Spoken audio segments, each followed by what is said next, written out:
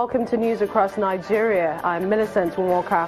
On the program today, National Emergency Management Agency puts death toll at 16 following multiple suicide attacks in the Dalari area of Maiduguri, Borno State.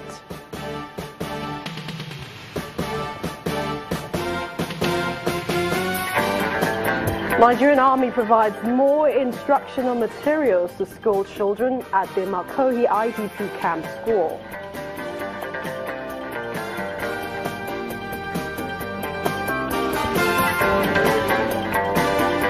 And Anambra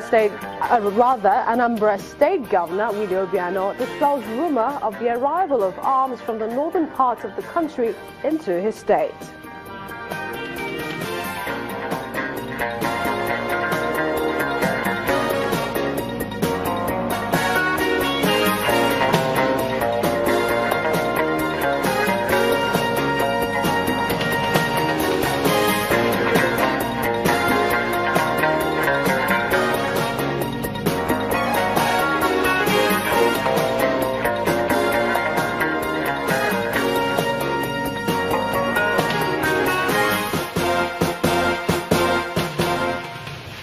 Well, the National Emergency Management Agency has confirmed the death toll of 16 people after multiple suicide attacks in the Dalari area of Maiduguri, the Borno State capital.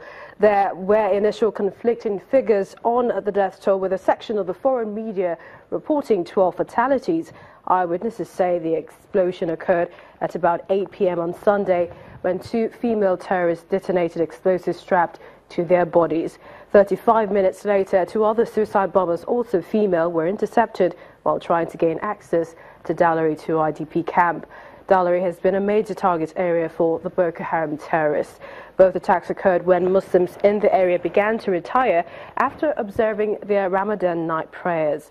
The Boko Haram insurgency has caused about 100,000 deaths since 2009, and the attacks have continued despite the insurgents losing most of the territories they once controlled.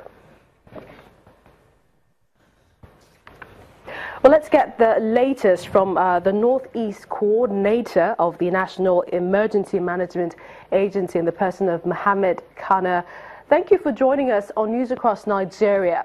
A very sad development indeed, but what more can you tell us about yesterday's attack and the resultant death toll? Hello? Yes, please. Mr. Kana, if you can hear me, what can you tell us? I can hear you, but I can't hear you very well. Okay, apologies for that. We're going to try and work on that. Your voice is echoing back. Okay, let me just repeat my question. A very sad development, what happened last night. What more can you tell us about the attack and the death toll? Yesterday, an unfortunate incident of bombers went to a village near one of our camp, the Dalari camp, and then they detonated their explosives in that village, where they killed about 14 people and injured so many people. And then two also attempted to enter our camp, and they were being stopped. And they also they detonated their bomb, and they died at that scene. Two of them. There were conflicting figures earlier about the death toll. Some foreign media reported 12, but your organization says it's 16. Why the disparities? The problem is that those who got the information get it from the camp where the two people died and two wounded, and then they could not get the information from the village. That is why they have buried. Okay, so when we're talking about the number of fatalities, what figure would you be giving us? The casualties that the incident happened in the night, and we could not get the number of casualties. So you're saying you don't have the numbers? The number of casualties that we get, it happened in the night, and that the time was, by the time we were there, we could not get the actual number. That is why we don't give the figure of casualties.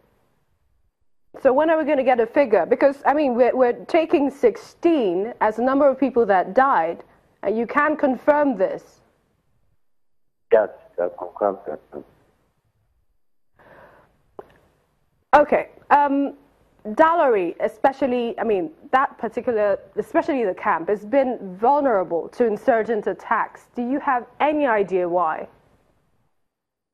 Well, actually, that, for the first 2 years, they have been experiencing an attempt by some elements of Boko Haram trying to force themselves into Maiduguri. And unfortunately for them, they could not reach their target. Because there is a lot of awareness, there is a lot of sensitization. If you see any unknown place moving around you, you report immediately. You see something, just say something. It's going on very well inside Maiduguri and out the skies of Maiduguri. And then, actually, these suicide bombers also, they are also determined to see that they make impact to show they are present. And that does not mean that the situation is going down. Already, all the communities, all the local governments around Borno have been captured, has been elaborated, and these are that pockets of individuals that are trying to make names. As coordinator for the Northeast, NEMA coordinator, can you honestly say that the federal government has control of most of the territories with these incidents we're witnessing? Come again, I cannot carry this. What I'm asking is, as coordinator for the Northeast NEMA, can you honestly say that the federal government has control of most of the territories with these incidents cropping up? Well, I actually think about the territories. The federal government are in control.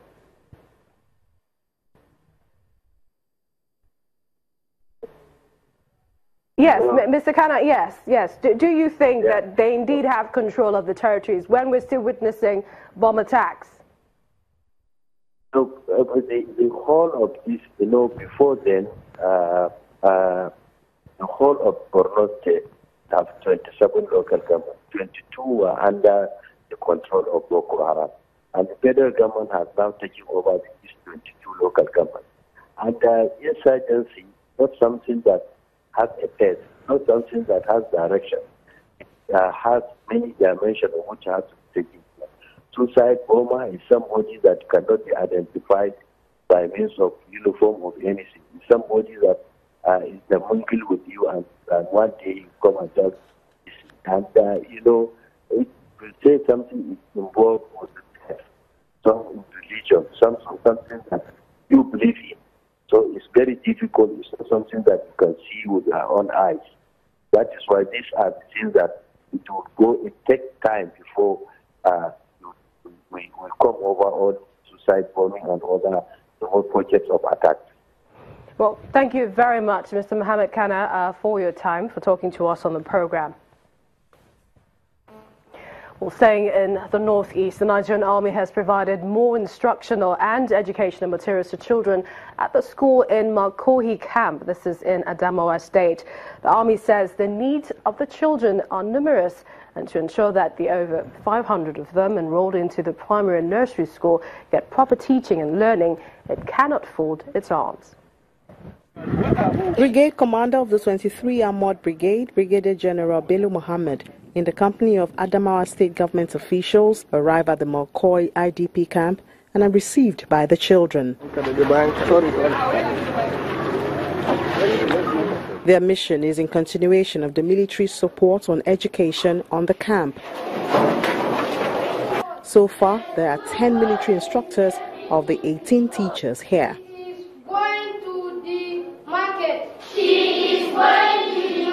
To strengthen this bond, the Army now donates education items and wares.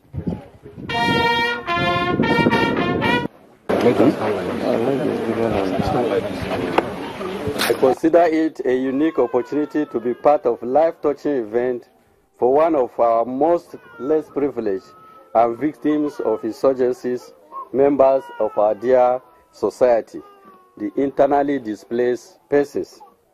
The foresight of our Chief of Army Staff in the support of the internally displaced persons, especially in the area of education, is comparable to none in the present-day Nigeria. And the state government is glad for this gesture, especially because it presents opportunities where they would otherwise have not existed. We were at Fufore camp at one time, and we were told that almost all the children would never have had opportunities to go to school if not for the schools that were open in IDP camps. And we realized that some of them did not even know anything about education until they came to this camp. We are praying that by this gesture of educating our IDP children, we will be able to say tomorrow that some of them have risen to positions of prominence to the point that they will remember their stay in this place, not with anger, but with gratitude to God that He has used this location to open up avenues for them to become very useful citizens and to become the future leaders of this country. There are 1,500 IDPs on Malkoi camp, out of which about 500 of both young and old are enrolled into the primary and nursery schools. And when news across Nigeria returns, the acting president is on a trip, this time with northern leaders. To join us again.